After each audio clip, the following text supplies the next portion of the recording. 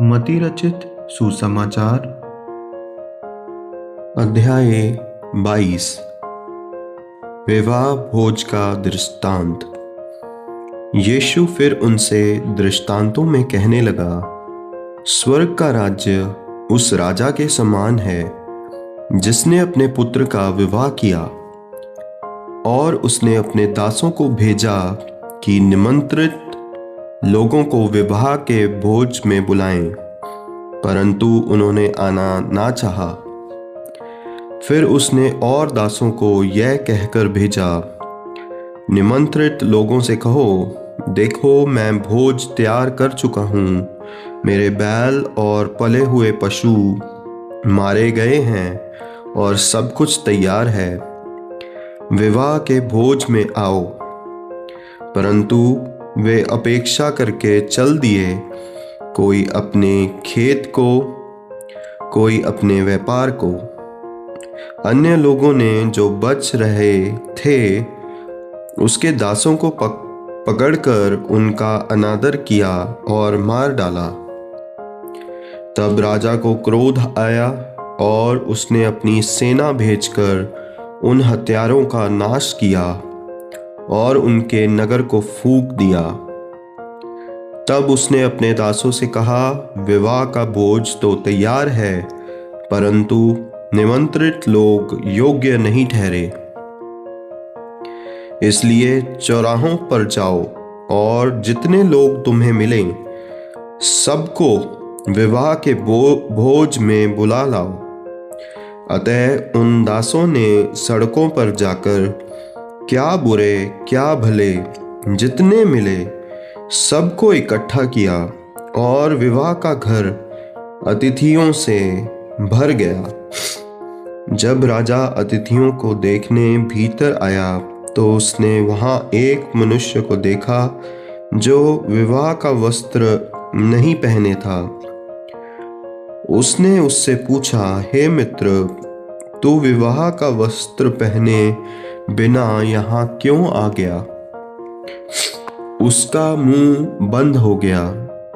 तब राजा ने सेवकों से कहा, इसके हाथ पांव बांधकर उसे बाहर अंधियारे में डाल दो, वहां रोना और दांत पीसना होगा, क्योंकि बुलाए हुए तो बहुत हैं परंतु चुने हुए थोड़े हैं।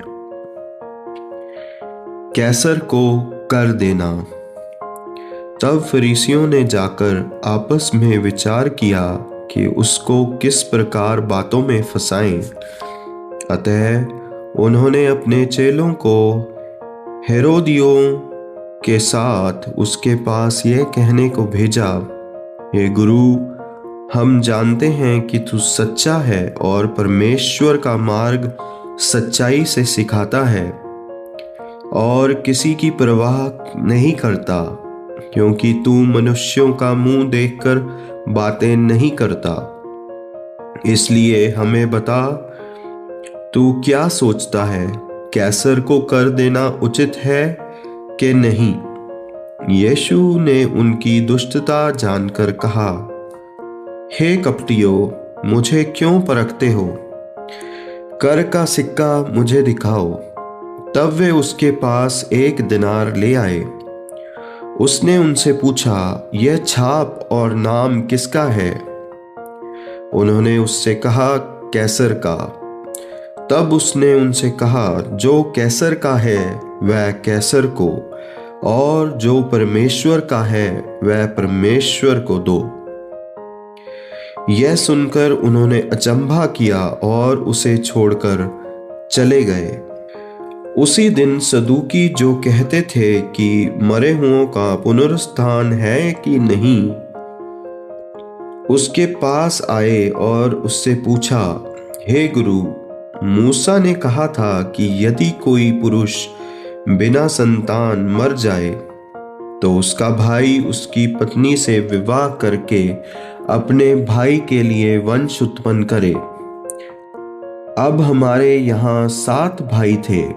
पहला विवाह करके मर गया और संतान ना होने के कारण अपनी पत्नी को अपने भाई के लिए छोड़ गया। इसी प्रकार दूसरे और तीसरे ने भी किया और सातों तक यही हुआ। सबके बाद वह स्त्री भी मर गई।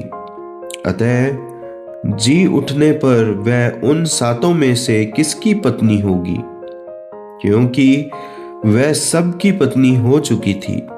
यीशु ने उन्हें उत्तर दिया, तुम पवित्र शास्त्र और परमेश्वर की सामर्थ्य नहीं जानते, इस कारण भूल में पड़े हो।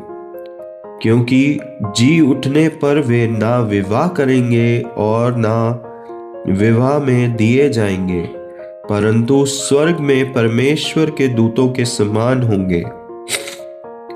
परंतु मरे हुओं के जी उठने के विषय में क्या तुमने यह वचन नहीं पढ़ा जो परमेश्वर ने तुमसे कहा, मैं अब्राहम का परमेश्वर और इसहाक का परमेश्वर और याकूब का परमेश्वर हूं। वह मरे हुओं का नहीं परंतु जीवितों का परमेश्वर है। यह सुनकर लोग उसके उपदेश से चकित हुए। सबसे बड़ी आज्ञा। जब फरीसियों ने सुना कि यीशु ने सदूकियों का मुंह बंद कर दिया, तो वे इकट्ठा हुए। उनमें से एक व्यवस्थापक ने उसे परखने के लिए उससे पूछा, हे गुरु, व्यवस्था में कौन सी आज्ञा बड़ी है? उसने उससे कहा, तू परमेश्वर अपने प्रभु से अपने सारे मन और अपने सारे प्राण और अपनी सारी बुद्धि के साथ प्रेम रख। बड़ी और मुख्य आज्ञा तो यही है, और उसी के समान यह दूसरी भी है कि तू अपने पड़ोसी से अपने समान प्रेम रख। ये ही दो आज्ञाएं सारी व्यवस्था और भविष्यद्वक्ताओं का आधार है। मसीह किसका पुत्र है? जब फरीसी इकट्ठे थे तो यीशु ने उनसे पूछा, मसीह के विषय में तुम क्या सोचते हो? वह किसका पुत्र है? उन्होंने उससे कहा, दाऊद का। उसने उनसे पूछा, तो दाऊद आत्मा में होकर उसे प्रभु क्यों कहता है? प्रभु ने मेरे प्रभु से कहा, मेरे दाहिने बैठ, जब तक कि मैं तेरे बैरियों को तेरे पांव के नीचे ना कर दूं। भला जब दाऊद उसे प्रभु कहता है तो वह उसका पुत्र कैसे ठहरा? इसके उत्तर में कोई भी एक बात ना कह सका। उस दिन से किसी को फिर उससे कुछ पूछने का साहस ना हुआ। यहाँ अध्याय 22 समाप्त होता है। आप सबको बड़ी आशीष मिले। आमीन।